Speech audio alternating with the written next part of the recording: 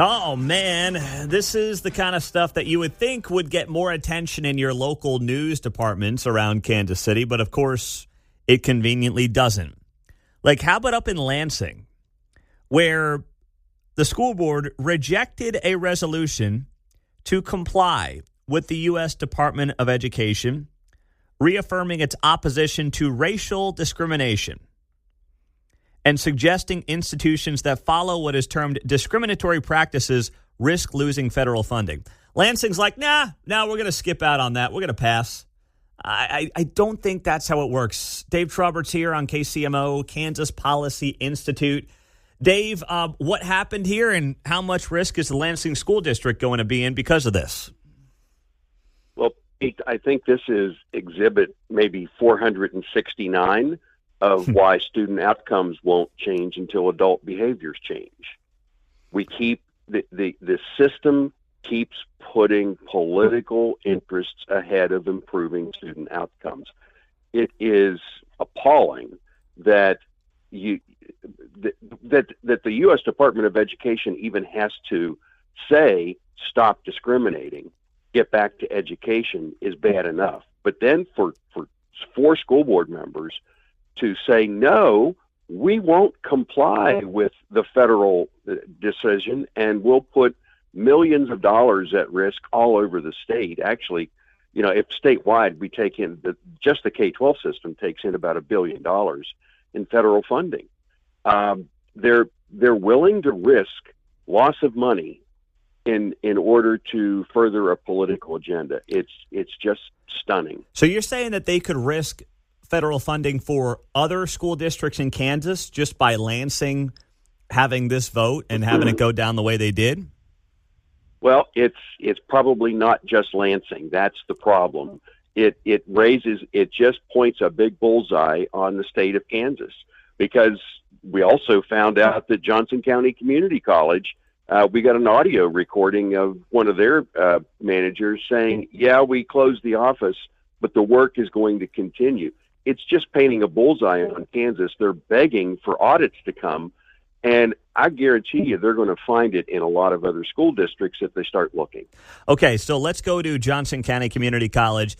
They closed the Office of Inclusion and Belonging, and my gosh, Dave, I mean, even George Orwell would be blushing at the way they name these offices of inclusion and belonging.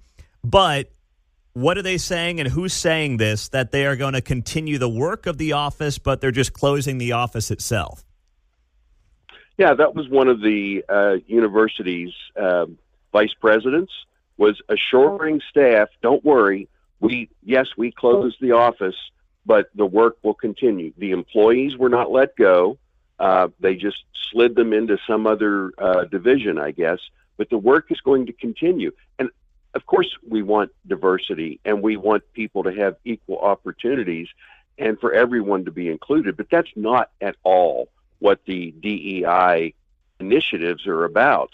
They're about shaming people into thinking that they're racist because they're white.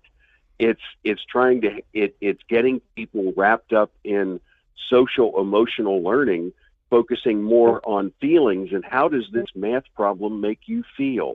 Does it make you, feel embarrassed by your racial quality?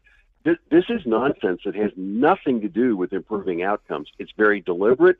It's a political agenda, and it won't change until we get new student-focused people running for school boards. Yeah, you're right about that. Anything that can be done on this front out of Topeka? Topeka could do something. Topeka has its own problems with, actually improving things for students or taxpayers. Mm-hmm. That also is interrupted by political agendas. We're taking it on ourselves. We're starting to recruit and train people to run for school board. In fact, we have a training session starting that's this Thursday, 6:00 at the KU Edwards campus. It's free. You can go to ksbrc.org and register. We published a book recently called 8 Things to Know About Running for School Board, and we're going to be going through the basics of what you need to know about running for school board. and get the process started of recruiting people. We're going all over the state trying to do this. So KU, 6 p.m. tomorrow, you said, at the KU Edwardsville campus. What is that website? Thursday night at KU Edwards, ksbrc.org, Kansas School Board Resource Center. ksbrc.org. So if you run for school board, go to ksbrc.org. And you got an RSVP for the workshop coming up on Thursday? Right. You can register, and it's all free. We just ask people register so we know how many to prepare for. And we're going to have a great conversation and talk about how to run from a student-focused perspective. That's great. I see it right here. Click on the events tab, ksbrc.org. Dave's right. I mean, all these things we talk about, obviously, a lot based out of D.C., but you can make a difference starting this year. A lot of school board races are going to be up this year in the Kansas City area. So, Dave, I want to tie this all to an article I saw yesterday about how the growth in administrative staff, principals, teachers, and students in public schools, as you will know, you go back to the year 2000. The increase in students in public schools is only up 5% over the last 25 years. Mm-hmm. The growth in administrative staff over that period of time is up 95%. Mm-hmm. Students are up 5%, administrative staff up 95%. I mean, the school system has become a jobs program for adults instead of an education initiative for kids. This is not about the teachers. The teachers are largely, I think, trying to do a good job and underpaid. But look at the administrative growth. I mean, this is absurd, Dave. What can be done about it, if anything? We need new school board members. So it is the school board. Okay. It is the school board. The school board makes all these decisions. Now, they're being a lot of times led around by the administration, but it's still, if you're not going to stand up to your administration, who works for you, by the way, the school board's in charge, not the superintendent. But the school boards get led around and fooled into doing these things, or they are consciously doing it. They will not look at improving student outcomes. We talked about Lansing a little bit ago.